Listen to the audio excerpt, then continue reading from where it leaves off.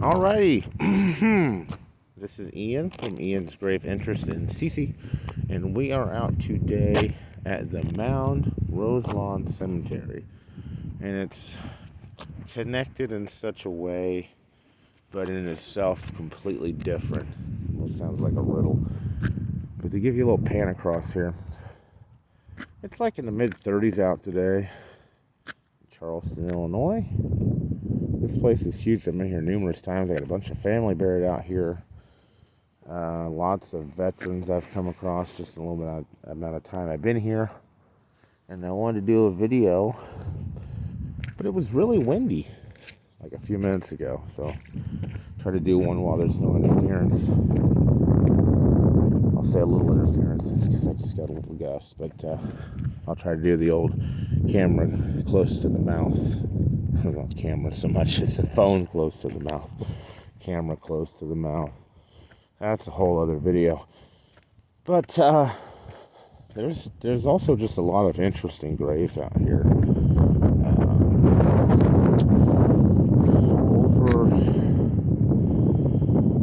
Last time I was here was probably 3-4 months ago, maybe 5. And I can't really zoom in well. Let me take off my glove and give you guys the benefit. There's this fence. Now, if you go over this way, I marked the grave on Find a Grave. So maybe that's how he was able to find it. But I noticed after I started watching Faces of the Forgotten, which is also a YouTube channel, very popular YouTube channel. This guy's... It's interesting because Ron started doing his YouTube channel during the pandemic. And although I've been taking pictures of numerous cemeteries for years and doing videos here and there and uploading them on Facebook, I didn't start a YouTube channel till just a few months ago, and it's been real slow going, getting stuff uploaded. I think I did 2 videos last night that I'd had on my phone for a while, but it's not too bad out now that the wind's calmed down. Yesterday was crazy. Lots of rain and turned to ice, and just made everything really bad for everybody. But I was going to a specific grave, and I just kind of started walking in a circle. I didn't so much train of thought when I started recording, but I feel like I'm looking for is over here. But we go back to where I was over by the fence there. Ron from Faces of the Forgotten came to this area. He lives up by Chicago. But he came to this area a couple months ago and did a couple of videos. He went to the St. Omar Cemetery over in Ashmore, which is out in the middle of nowhere. And that was pretty cool. And he also went to the grave of Diane Riordan Small, who was over in the area of that fence I pointed at. She was murdered back in the 1980s, very early 1980s. I can't remember the exact date. But it was like people hadn't known about it for a while. I mean, I'm sorry, not known about it. People had known about it for many, many years, but it took like 7 or 8 years for DNA testing to even figure out this poor lady's name, because all that was found of her was her torso, and it became known locally and even nationwide and worldwide as the torso murders. So he went to her grave. And of course, we always got to give respect to these guys and gals, the veterans, because if it wasn't for these people, we wouldn't have the freedoms we have today, guys. Carlos H.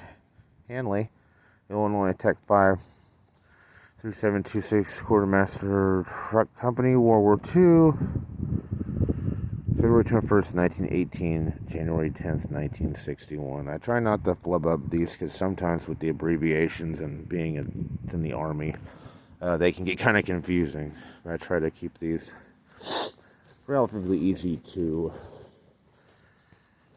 read, because like I said, you got to give these guys and gals all the respect in the world.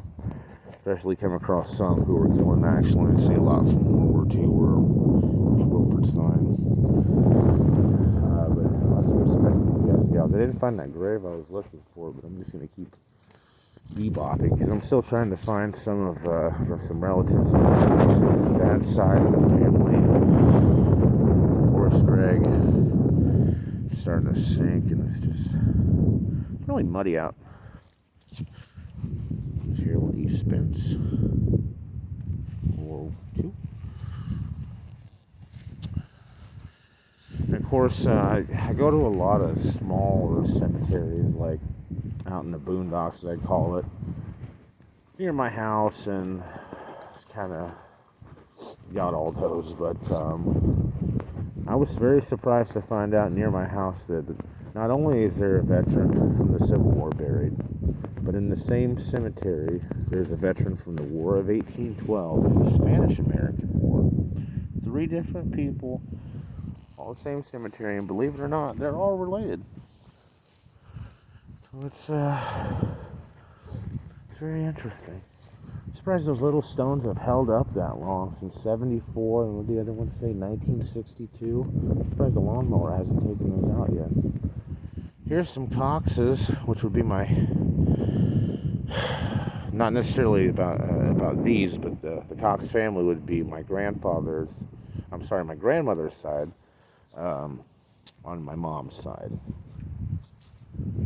It's crazy you start going into your family history, and Find a Grave is great for stuff like that. It's free, and you can, if you put in the footwork yourself where you can, add what you can, and sometimes you can just come across something and you can literally go back to, my gosh, I feel like the days of the Mayflower. I went back to as far up with my relatives because I'm sure this lady was a teacher. 1913 to 2001. Yeah, there she sure enjoyed her apples. I love interesting stones like that. That's what's great about these newer stones. Although I love the old headstones and just the designs, the interesting ways they said, like R.I.P., which I saw on a headstone yesterday, which I don't feel like I've literally seen the abbreviations R.I.P. on an actual headstone, especially one that old. But they put rest in peace and requiem in peace and in God's loving care. You see that quite a bit too.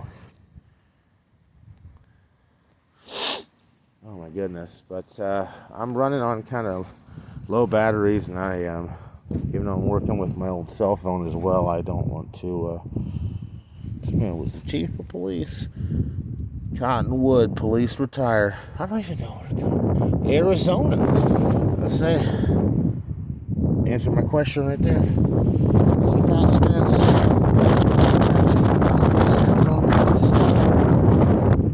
Alrighty guys, well I'm going to shut this down, get some more pictures. I'm trying to get myself in here. You might see my hair a little bit. It's always weird. I always feel like I'm like, yeah, we'll see you there. And you guys see me like this, so it's kind of hard. I don't like to show myself because I've always been camera shy. Of course, being a podcaster, I'm good doing radio interviews and talking to people on the phone and doing interviews, and can even stand to go to conventions and interview people in real time, but still not great on doing things on camera. But that's it for today, guys, and we'll see you at the cemetery.